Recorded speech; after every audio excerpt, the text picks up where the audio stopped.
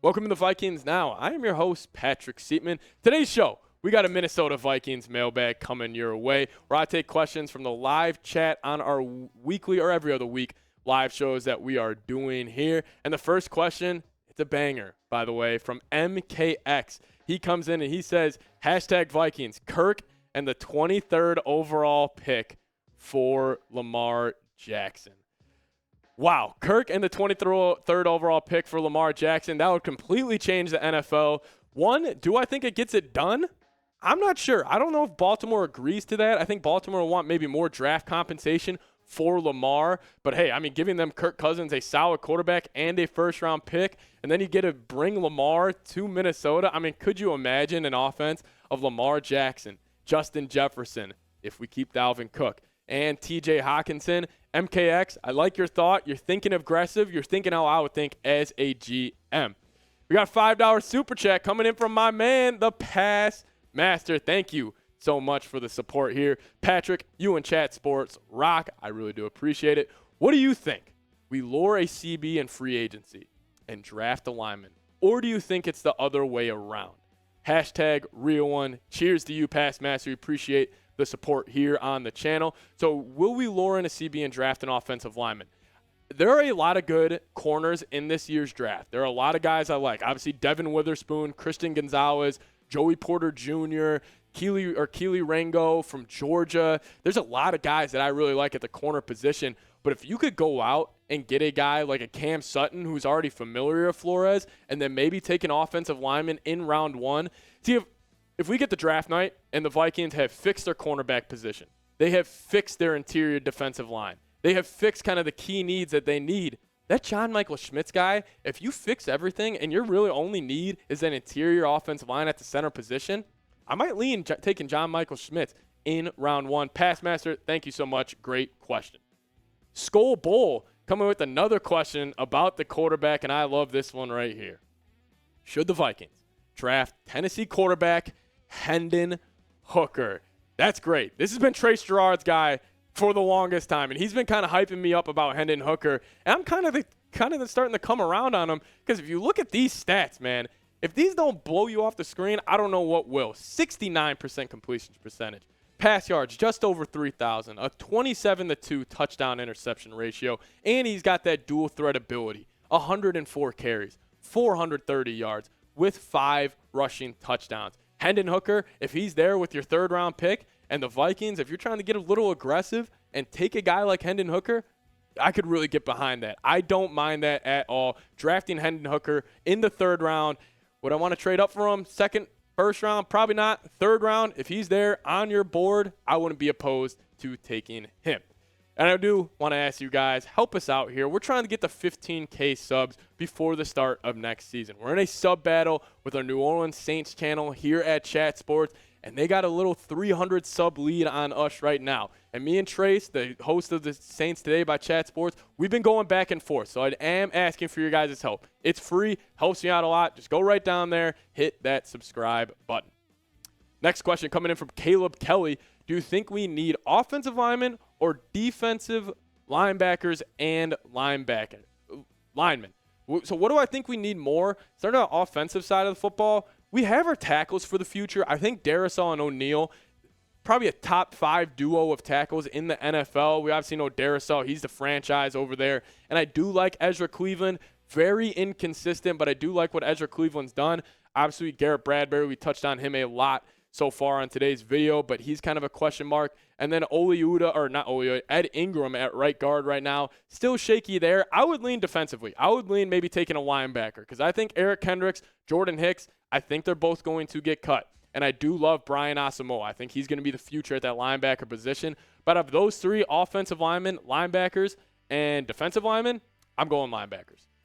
Viking Nation saying, should Minnesota draft a Michigan Wolverine kicker or the Georgia kicker? So I'll let my bias kind of take control here. Give me Jake Moody, the Michigan kicker.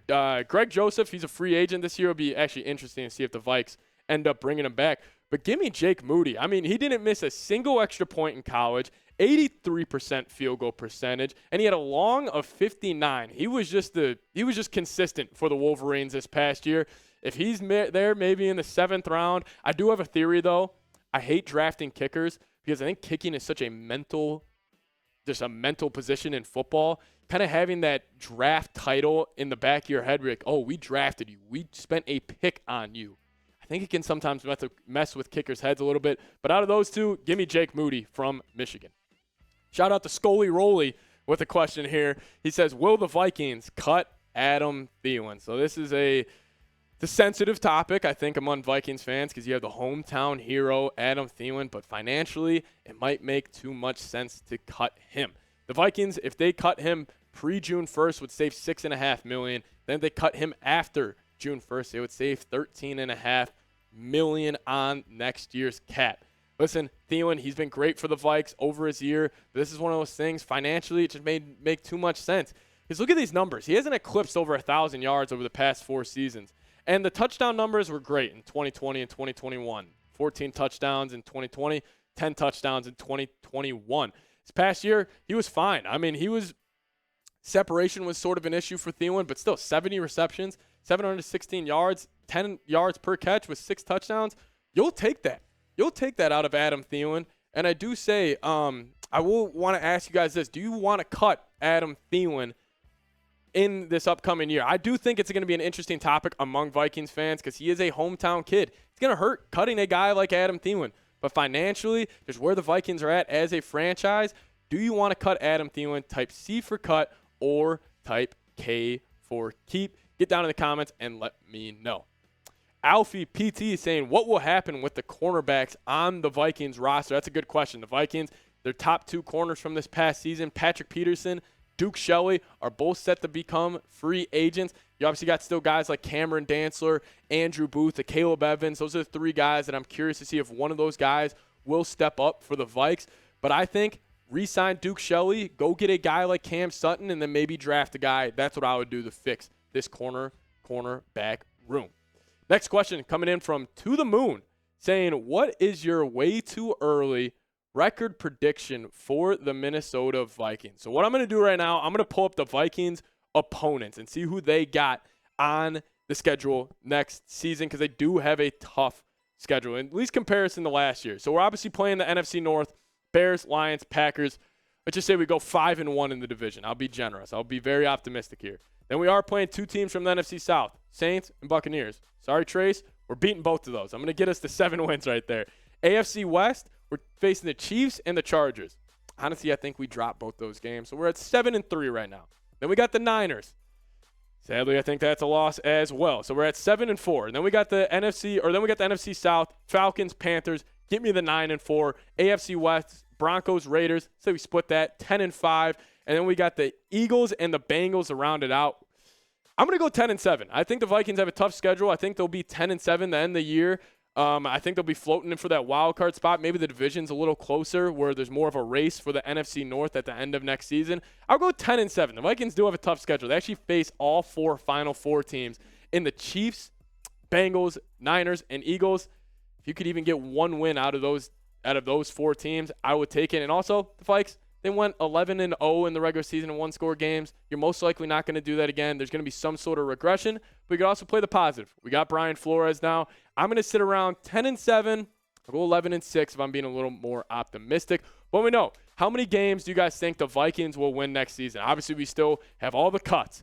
We got the draft. We got free agency. There's going to be injuries. We don't even know the schedule and the dates, how it's lined out so far, but just get in the comments. Let me know, how many games do you think the Vikings will win next season? If you made it to the end of today's video, you're a real one. I really do appreciate you guys hanging out with me. If you guys did, just type real one down below. It helps me know who the real ones are on the channel. Just give me a real one in the comments right now, and I'll see you guys next time. Let's go Vikes.